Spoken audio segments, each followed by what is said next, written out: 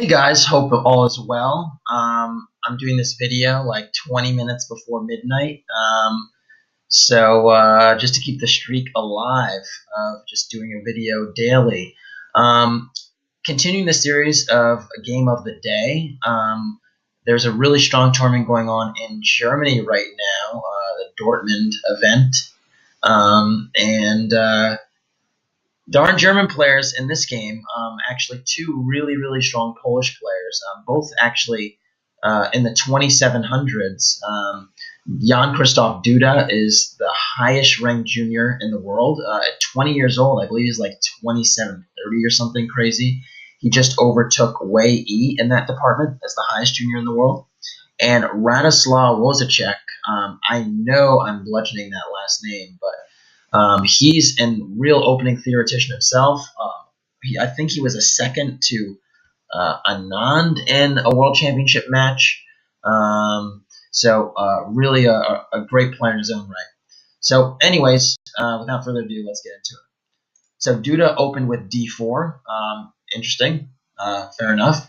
Knight f6. And his second move is really the first really interesting move, bishop g5, because it signals to me that he wanted to avoid Radoslaw's opening preparation in one of these Indian defenses, whether it's a Nimzo or a Grunfeld or a King's Indian. Probably not a King's Indian. I don't think that's Radoslaw's style, but just sort of getting a position that's a little bit less theoretical, less clear. Even though the Trompowsky has been played a ton in the past few years, there's narrower choices. Or not narrower choices, but there are less choices for the black player and a lot more choices for the white player, which makes it a very attractive opening to play. So in this position, black played d5, but there are also a few other moves that were popular, maybe 5 to 10 years ago. I think Karpov played e6 a ton. The point is that after e4, you just go h6 and secure the two bishops right away. White is lacking space. Black is lacking space in these positions, but hey, at least black has the two bishops. Another approach is the ultra aggressive c5 here. The point is just to sort of undermine the queen side a little bit. Now the b2 pawn has been loosened. After d5, queen b6 is an idea. These lines are very risky. I've seen black lose very quickly in games like knight c3, queen takes d2, or queen takes b2, and then bishop d2. And it's almost like a poison pawn where white gets really great development and a few more tempos on the black queen for just a pawn. So very risky setup there. The most solid choice is what Radoslaw played is this d5 move. It was played in the World Championship match between Carlsen and Karyakin. It was Karyakin's choice of black. And it's really just basically black saying that, I'm comfortable getting the two bishops and ruining my pawn structure. At the end of the day, the two bishops should be okay, and the pawn structure is not the end of the world. I'm sure Duda would beg to differ, but hey, chess is a tug of war. So bishop takes f6 is sort of obliged if you're going to play this way. G takes f6, and this is actually an interesting move because you might say, why are they playing G takes f6? What's the idea there? Well, the point is that you want to have a little bit more of a compact center by capturing towards the center. And the idea isn't really to play a rook g8. You might think, oh, there's a half-open g file for the rook. Not exactly. Normally in these positions, black will just put the bishop on g7 where the pawn was and castle. And frankly, just play a position with e6. And whenever black plays c4, taking on c4. Whenever white plays c4, black will take on c4. And then just trying to develop the other pieces somehow or reasonably. I've seen like knight d7, knight c5, or knight b6. I've seen bishop b7, bishop c6. And that's normally where the pieces go. So c4 is played, not a surprise, trying to attack the middle right away. Actually, I should say e3 is actually maybe a slightly more normal move, preparing c4. But e3 may actually allow the counter break c5. And so c4 is maybe a more modern way of handling it. So c4 D takes c4 was played, and now e3, and trying to recover this pawn. Note that b5 doesn't really make a whole lot of sense because there's just a4 undermining the chain, and if you go a6, then there's a takes b and rook takes a8. And if you go c6, that would be a really big blunder because there's just c takes, and queen f3. And then look at that. That rook is just hanging, and there's no way to block the diagonal. Oop, I drew the wrong diagonal. That's the diagonal, just totally blocked. Totally no way to block that diagonal for the queen. The rook just gets picked up. So you can't really defend the pawn in any reasonable way. White will win it back. And this is why I thought it was interesting, because black played c5 here.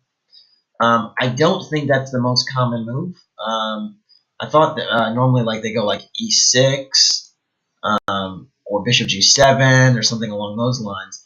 Again, I'm not a Trumpowski expert, but I thought c5 was a little bit peculiar because of white's follow-up d5. And the point is that now that white has this pawn on d5, it's basically a protected passed pawn. There's no way that white can really have their pawn undermined except by e6. And whenever e6 is played, white can just go e4 and reinforce that pawn. So I wasn't a huge fan of the c5 move just because this pawn will be prominently featured the rest of the game, and there's just no real way to get rid of it. And moreover, it sort of cuts the natural developing squares for the knight away. So this knight really can't go to c6 anymore, and this bishop is gonna have a difficult time finding a diagonal where it has some scope. So d5, bishop g7, bishop takes c4, and f5, I guess, is the idea, yeah, to extend this bishop on this diagonal and play on the dark squares and try to blockade the d5 pawn. Now the question you have to ask yourself here, and the question that I'm asking myself, is was it worth it to have this setup with the pawns on c5 and d5? Because you could have a very similar setup where you don't play c5, and instead of c5, you go e6, bishop takes c4, I don't know, knight d7, and then like knight b6 and c5 like this. So you can go like, for instance, knight d7, knight f3, knight b6, bishop e2, c5, and in these setups, this pawn is not getting the d5. So that's the question I'm really trying to figure out, is whether it's worth it to actually have the setup in the game where the pawn is like this, or setup where you actually manage to trade the c pawn for the d pawn. Because this c pawn, I don't know, it just doesn't seem to be doing it for me, and this d pawn is a real asset. So anyways, back to the game. Bishop c4, f5, knight c3, normal development, knight d7. Again, this maneuver could have been done with the pawn on c7, but I'm not going to belabor that point. Knight ge2, interesting development of the knight. You might say, why didn't the knight go to f3, the most natural square? Well, the reason the knight didn't go to f3 is because now from e2, this knight on f4 is a really, really nice square, nice outpost to reinforce the d5 pawn and control any potential pawn breaks. Additionally, the first thing that stands out is knight f4, knight h5 type stuff. There's also just knight g3, and this f5 pawn is going to, be pretty weak, and it's hard to reinforce it with e6 with these pieces bearing down on it. Oh, my diagonal's really bad. With this bishop and pawn bearing down on that diagonal. So really difficult to see what the contours of the position are here, and well, we'll find out in the coming moves. So a6 was played, trying to play b5, makes a lot of sense. White naturally did not allow that, played a4. And then knight e5, attacking this bishop, and bishop a2 makes a lot of sense. If bishop b3, black maybe would have considered c4 and knight d3 check at some point. So bishop a2 makes a lot of sense. And then castles, and I still like white. And the reason I like white is because this pawn is such an asset on d5, tough to get rid of. And these knights have really good squares. This knight c3 is doing a good job defending the d5 pawn. And this knight on f4 has really good prospects on f4 or g3. And this bishop it just doesn't have scope right now. The bishop is not really an active participant. The pawn's in the way. The bishop really would prefer to be on g6. That would probably be the best square for the bishop, frankly. But in a lot of these structures, it's always very difficult to actually get the bishop there because white attacks the center so early. I'm going to back up for just a second to illustrate that. Like, in this position, really, if it was black to move, black would love to play bishop f5. But the problem is that after c4, very quickly white goes knight c3, queen b3, and can really key in on the d5 square. And it's really not possible for the bishop to release because of the b7 pawn that's hanging and just the general weaknesses of the light squares on the queen side if the black bishop vacates. So that's really the gist of the problem, is that the bishop really can't transfer there. Anyways, back to the game. Rook b8 was played. Black is desperately trying to find counterplay because, I mean, white has this monster pawn and clear plans. b5 can't really be stopped now because if a5, black could just take the pawn. There's no meaningful discovery with the bishop. And so white just sort of ignored it and played knight g3. Knight g3, b5, a takes b5, a takes b5, and queen c2. I really love this move, just keying in on this f5 pawn, saying, hey, this f5 pawn is a weakness. What are you going to do about it? And moreover, not really concerned about this b4 push, because if black plays b4, they do force the knight to move, but you give this whole diagonal to the bishop. And if that bishop stays in that diagonal, this pawn is going to be impossible to get rid of. So queen c2, queen d6, and I really love white's choice here again, playing knight ce2. Again, just really, really nice prophylaxis, defending against this b4 push before it actually comes. And note that knight takes f5 maybe could have been played, but you're definitely helping black a little bit. After bishop takes f5, queen takes f5. Now, black might consider a move like c4 and get really good counterplay for the pawn, because now this knight can come into d3, attacking b2, and this bishop on g7 would finally have a diagonal to work with. And now it's like, you know, who's better and why. It's not totally clear that, you know, white is hugely better. Although I think white would still be fine. But it's just, you know, black is getting some play now. So in lieu of knight c2, white played b4. Black played b4 anyway. And again, like, white just sort of ignores it and plays rook ac1. Really just repositioning all of his pieces towards the center. You can see these rooks and these queens are coming down. This rook might come here and bear down. This knight might come to f4. This knight is hitting f5. This bishop might even swing to b1. All of white's pieces are really well centralized, and this d5 pawn just cuts the black position in two. So black really needs to find counterplay because strategically, or positionally rather, black's in a really difficult spot. This bishop is not proving anything. There's a static weakness here that's not going to change. And static weaknesses become a real problem over time. So b3 is played. Black was trying to get some counterplay, at least get the file going for the rook for the cost of a pawn. And after bishop takes b3, c4 is played, trying to play very energetically. The idea being that after bishop takes c4, rook takes b2 is the move. And it's a nice move. The point is that if queen takes b2, there's knight f3 check, and then the bishop is discovered and hits the queen on b2, winning the queen. So it's a nice little finesse, but you know, it doesn't change the whole evaluation of the position because white can just sidestep by going queen d1, and now white is still up a pawn because the transaction was 2 pawns for that pawn on b2. So didn't love that maneuver, that sequence, but I think black was already desperate for counterplay and started to panic. Queen b4 is played, trying to keep up this initiative, attacking the bishop on c4, and maybe thinking about a move like rook d2. Knight d4, I think that's an excellent move, and it has a real tactical justification because you can see this bishop on c4 looks like it's hanging and that nothing has changed. Well, the issue is, after knight takes c4, which was played, there's knight c6, very, very nice move, and the queen is wedded to the protection of the knight on c4. So queen c5 was played. And after queen c5, and now there's queen a4, and there's this pin that allows white to recover the knight. Now, you might be wondering, well, what if black moved the queen anywhere else? The only other move that protects the knight and keeps the queen intact is queen b5. And something tells me there's a really fishy, not very good, it just tells me that it's not a very good move.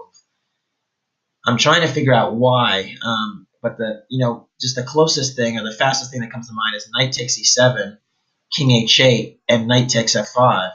And to me, to my eye, it looks like white has tremendous compensation for being a piece down. Knight takes g7 and queen d4 might be an idea. I don't know. There might be another finesse in this position. Maybe queen d3. Maybe pinning first is a good idea. But I have a feeling that white is just very good here. But I'm not sure. Just a feeling. So, yeah. So knight d6, queen c5, queen a4. Again, pinning. And it's very important that you play queen a4 to pin instead of a move like queen d3, because you prevent the bishop from coming to a6, which may have been black's plan. Rook d2. Just trying to collect this annoying d5 pawn that has been the nuisance of the game. Note that the knight on c4 couldn't have been saved. And now rook takes c4. Very, very nice move. The point is that if you play queen takes c4 and then queen takes, rook takes, there's actually just a few moves. Rook takes d7 looks like a threat. A rook takes d5 looks like a threat, but there's a knight takes e7 check, which is a problem. So maybe black would just go bishop a6 and win the exchange. Although I do feel that white would be better even in that position because these knights are really annoying. So I actually wonder what would have been the move here. Now that I think about it, it looks like white is good in all the positions. Queen take. So all right. So let me look at that again. Queen takes. Does black have a better move than queen takes? Queen takes. I mean, you can even throw in knight takes c7 check here. I don't know. I think maybe queen takes c4 is actually a better move. Because basically what I'm looking at is knight takes c7 check, king h8, rook takes c4. Okay, bishop a6 wins an exchange. But, I mean, all of white's pieces are so active, it's tough to believe that's a problem. So, I don't know. I don't know. Maybe it is, and maybe black has a decent counterplay here. But I was looking at a line like rook c6. Oh no, rook c6 doesn't work because bishop takes, king takes, and rook b8. Aha. Yeah, so this is the problem, is that this rook on d2 is really active. It doesn't actually allow the white king to escape it, as I thought. Now black would be in the driver's seat. So that must be the idea. So that's why queen takes wasn't played. Alright, so rook takes was played. And again, queen takes d5 cannot be played here because of this annoying fork. So black pretty much has to go to d6. And it's not a great sign when black is already playing forcing moves in a position that's a pawn down. Another thing to point out is that the two bishops as an advantage here is pretty irrelevant. Because this knight on c6 is so strong. Cutting, just targeting e7, just giving black all kinds of fits. So really not a tough position to deal with. And this bishop on g7 is just not hitting anything right now, not being really influential. So queen a7, targeting that e7 pawn, honing in on it. Again, this d5 pawn is hanging as long as knight e7 is a resource. So bishop f6 was played. And now again, more energy from Duda, knight h5, brilliant. The point being that, again, this knight wants to come to e7, and removing this defender on f6 allows it to do so. So just really, really devastating.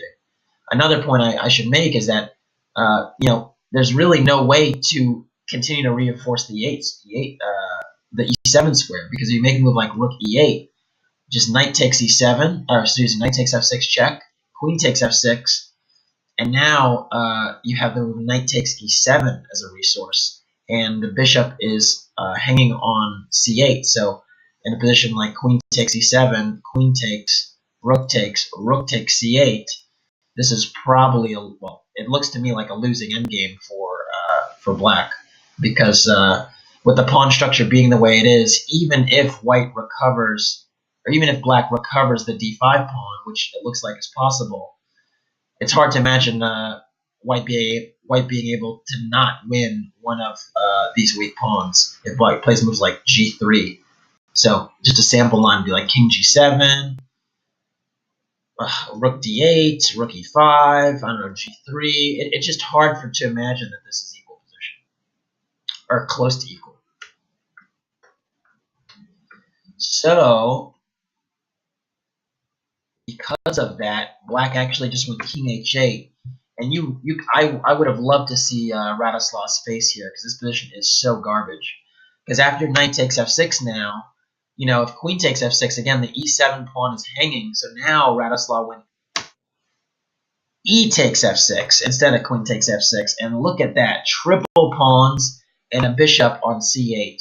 Just really ugly stuff. And the point is, this d5 pawn is still alive. And it will stay alive.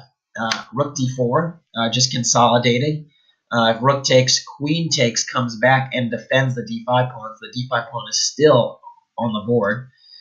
Rook c2, knight b4, just gaining a tempo on that rook.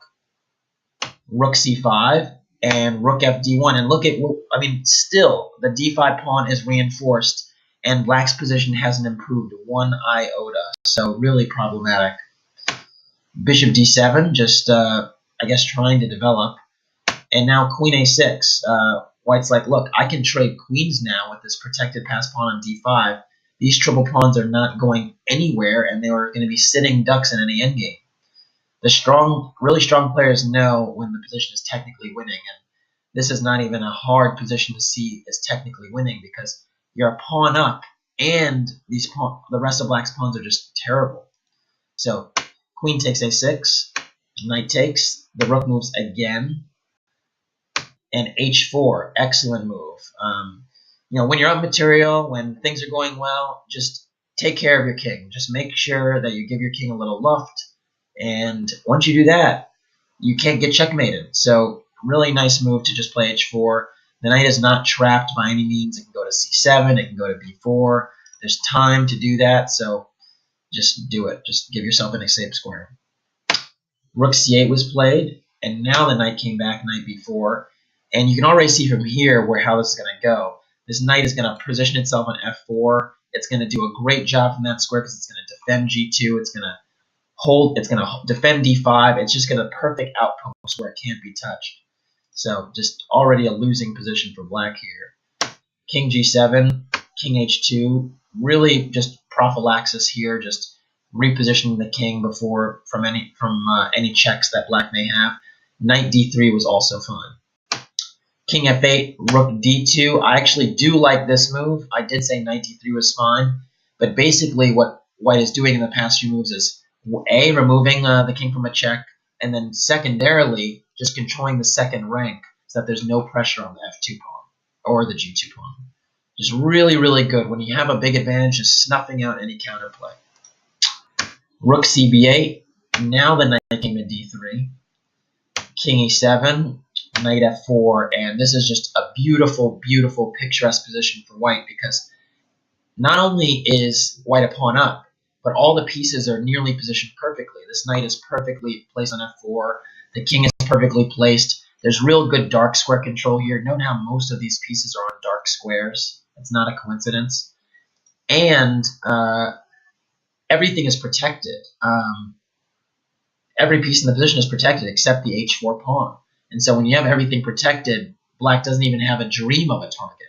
So I assume that Radoslaw was just working his way to the time control before resigning, because only a few more moves were played, and they were rook b2, d6 check.